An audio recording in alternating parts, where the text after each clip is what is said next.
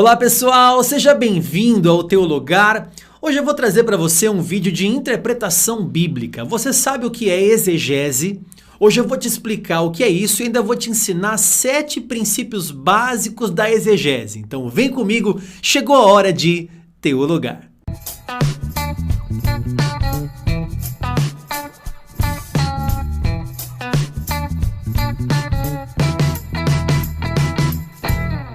Muito bem, pessoal, seja bem-vindo a mais um vídeo aqui nesse canal. Se você não é inscrito no Teologar, se inscreva, aperta o botão aqui inscrever-se, deixa um like pra gente se você gosta aqui do nosso conteúdo, porque o nosso desejo é te alimentar com a palavra de Deus, te ensinar uma teologia saudável para te aproximar do Senhor e aumentar a sua fé.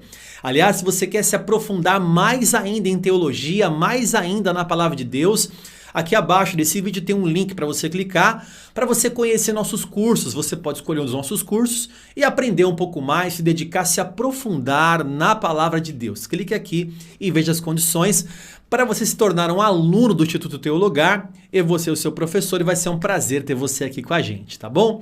Hoje eu vou te ensinar um pouquinho sobre exegese. Talvez você já ouviu alguém falar, olha, vamos pegar esse texto e vamos fazer uma exegese. E talvez você não sabe o que é isso. O que é fazer uma exegese? Exegese é extrair do texto o que realmente ele quer dizer. É fazer uma reta interpretação do texto. A palavra exegese, o comecinho da palavra no grego, quer dizer extrair, é tirar, é a partir de. Exegese, né? Exegese. Esse comecinho da palavra é extrair do texto aquilo que realmente ele está falando. O contrário de exegese é exegese. Exegese, o comecinho da palavra no grego, quer dizer colocar dentro de, né? Enquanto que é tirar de dentro, eis é colocar dentro no grego.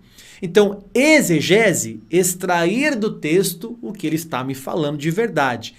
Exegese é colocar no texto o que ele não está falando. É colocar os interesses do próprio leitor. É colocar preconceitos ali no texto. Ir ao texto já querendo encontrar nele o que já estava na minha cabeça. Isso é uma exegese e não uma exegese. São duas palavras parecidas, mas são opostas. Enquanto uma extrai do texto, a outra coloca no texto. Essas duas palavras, ou pelo menos exegese, né, que é a interpretação do texto, também é confundido com hermenêutica. Porque hermenêutica também é a interpretação de texto, né, a arte de interpretar os textos. Há alguns que vão dizer o seguinte, olha, hermenêutica e exegese é a mesma coisa. Outros vão dizer o seguinte, não, a diferença é pouca. Outros vão dizer, não, a diferença já é um pouco maior. Esse cara aqui do meu lado, o J.A. Carson, ele entende que a diferença entre exegese e hermenêutica é apenas abstrata, quer dizer, quase nada. Esse outro cara aqui, Dr. Gordon Fee, ele acredita que há uma diferença entre hermenêutica e exegese, que é uma diferença técnica. Enquanto hermenêutica é a ciência, exegese é a técnica, a forma de você aplicar a arte da interpretação.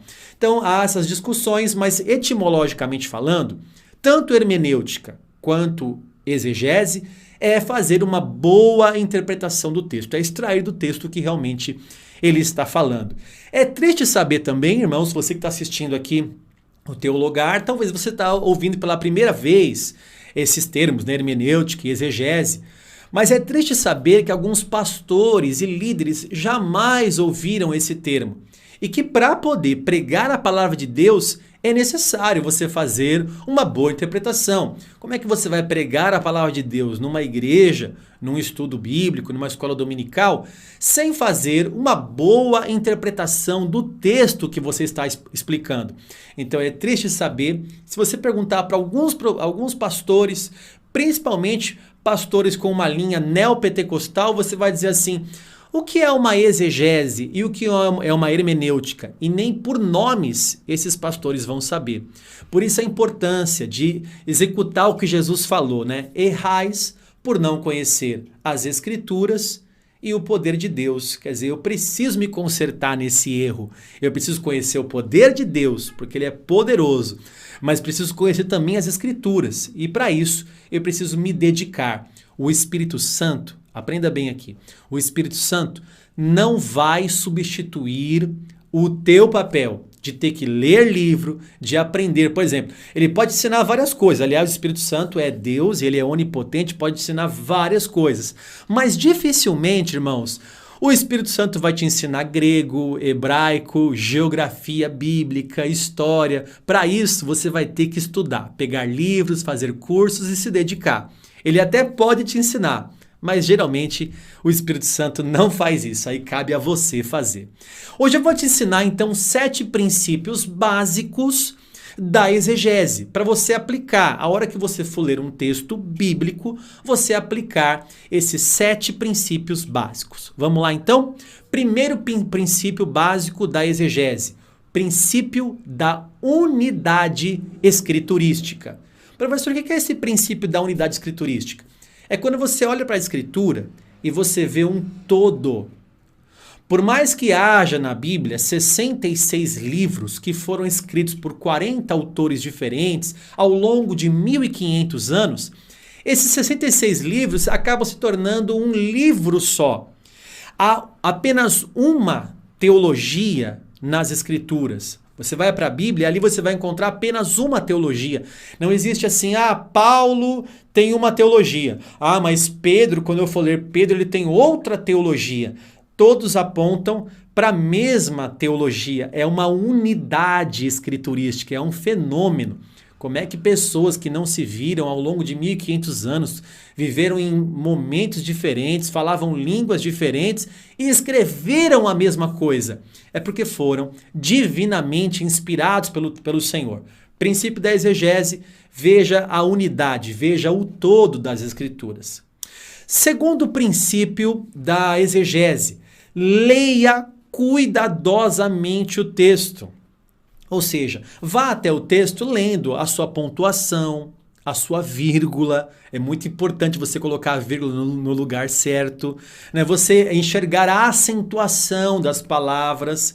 Infelizmente, não sei se você lembra, há um tempo atrás, um suposto líder, suposto pastor, disse que Deus havia mandado ele adulterar, né? Uma coisa bem bizarra e bem estranha que vai totalmente contra a palavra de Deus.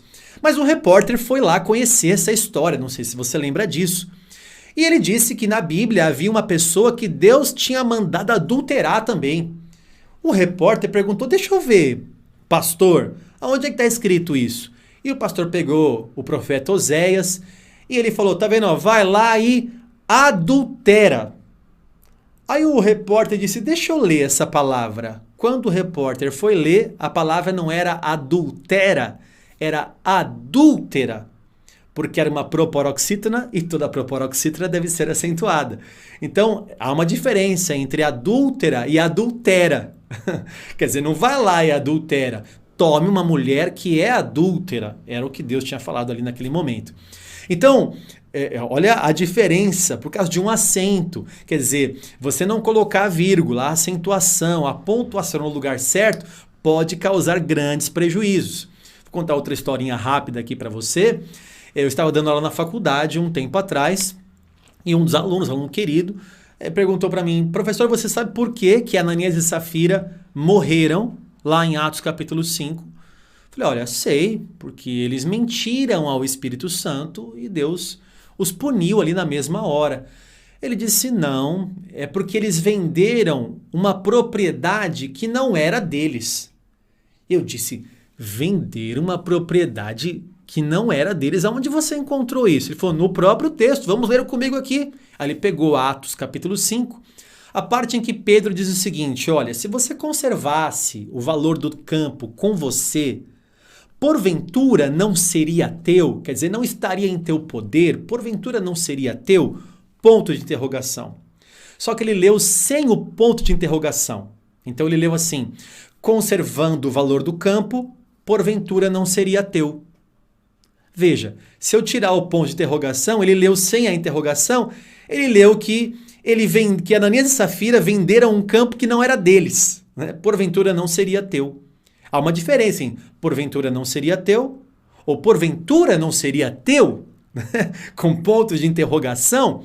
Ou seja, se você conservar esse valor com você, Ananias e Safira, não estaria em teu poder, porventura não seria teu, quer dizer, não precisava fazer média com Deus e mentir ao Espírito Santo, mas o aluno que não leu com a interrogação, ele entendeu, fez uma exegese, né? Distorceu ali, causou uma heresia, um erro teológico grande, dizendo que Ananias e Safira venderam uma propriedade que não era deles porque leu sem o ponto de interrogação. Então veja bem, você precisa ler a Bíblia com toda a pontuação para que você faça uma reta interpretação do texto. Terceiro princípio, você precisa entender que a Bíblia interpreta a Bíblia. Ou seja, às vezes um texto mais obscuro deve dar preferência para um texto mais claro. Tem textos mais claros que vão trazer luz a textos mais obscuros. A Bíblia interpreta a Bíblia. Quarto princípio para você aprender. Você precisa nunca ler o texto isoladamente.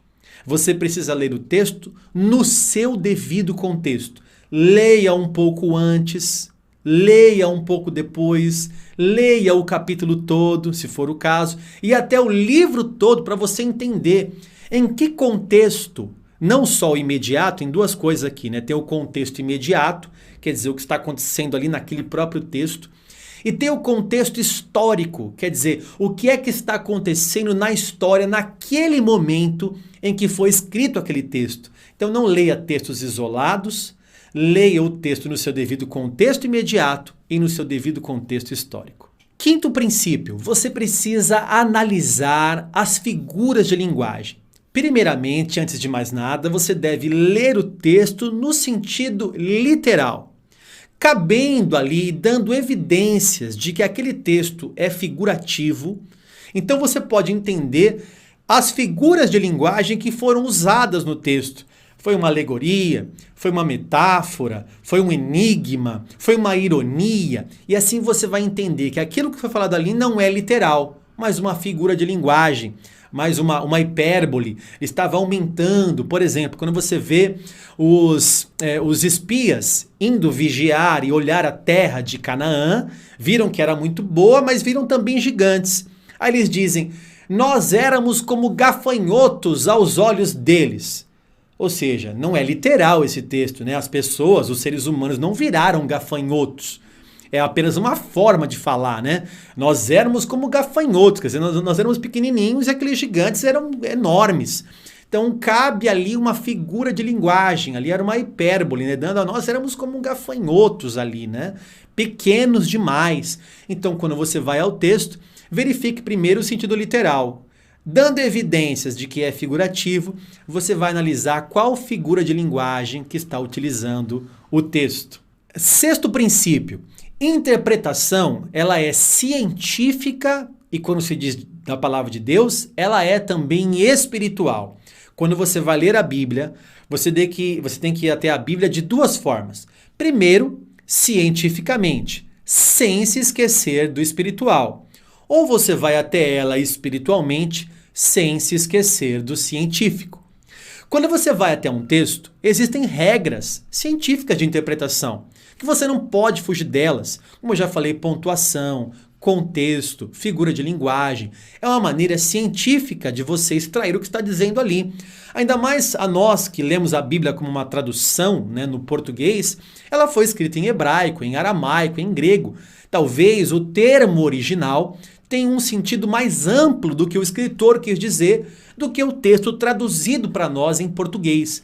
Então é necessário você fazer uma análise científica, sem se esquecer que aquilo foi inspirado por Deus. As coisas espirituais se discernem espiritualmente. Há pessoas que vão olhar para a Bíblia e vão dizer assim, isso aqui é só para doutores. Não, não é. Deus ocultou dos sábios a revelação da sua pessoa e revelou aos seus pequeninos. As pessoas mais simples conseguem também entender a Bíblia, porque a Bíblia também é espiritual, porque ela é inspirada pelo próprio Deus. Sétimo e último princípio, você precisa fazer perguntas ao texto. Ou seja, vá até ele e pergunte assim: quem escreveu esse texto? Como é que você leu um texto e você não sabe quem escreveu? Você abriu a Bíblia lá e começou a ler o texto. Peraí, quem escreveu esse texto? Aonde ele escreveu? Para que ele escreveu? Com qual finalidade? Qual o objetivo? Se é uma carta ou algum texto específico, para quem ele escreveu esse texto?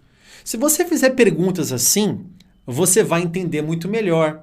Você vai ler uma carta a Filipenses. Quem escreveu a carta? Paulo. Para quem que ele escreveu a carta? Para a igreja de Filipos. Então você vai encaixando na história e no seu devido contexto aquele texto. Fica muito mais fácil. Abra a Bíblia e quando você for ler o texto, antes de mais nada, quem que escreveu isso aqui? Eu estou lendo um salmo. Salmo de Davi. Peraí, nem todos os salmos são salmos de Davi. Por exemplo, Asaf escreveu e compôs 11 salmos. Se eu não me engano, o Salmo 50 é o Salmo de Asaf. E do Salmo 73 ao 83 também é um Salmo de Asaf. O Salmo 90 é um Salmo de Moisés. Né? Então quem é que escreveu isso aqui? Foi Davi? Não, peraí, será que não foi Moisés que escreveu isso aqui? E é bom você entender quem escreveu para você entender melhor as escrituras. Aprender um pouco mais? 7 princípios que vão te levar a ler o texto e extrair dele coisas profundas, maravilhosas. Você vai entender o que você está lendo se você aplicar esses 7 princípios básicos da exegese. O meu desejo aqui é que você tenha crescido um pouco mais com esse vídeo. Se você cresceu, foi bom para você? Deixa um like pra gente. Vou te pedir outro favor. Compartilhe com todo mundo que você conhece, nos grupos da igreja, para pessoas, para cristãos que amam a palavra de Deus, para que eles possam aprender como interpretar as escrituras sagradas, tá bom? Você é sempre muito bem-vindo aqui, foi um prazer ter você aqui. Deixe seu comentário, o que você achou desse vídeo. Se inscreva no canal se você não é inscrito. Vai uma dica aqui também, ó. Se inscreva no nosso canal infantil, no Teologar Kids. Esse canal tá uma bênção e assim, brincadeiras muito divertidas. Anuncie pro teu filho, mostre pro seu filho para que ele possa acompanhar um canal cristão, que não vai ter palavrão, não vai ter namorico, não vai ter ideologia de gênero. Eles vão aprender a palavra de Deus, tá bom?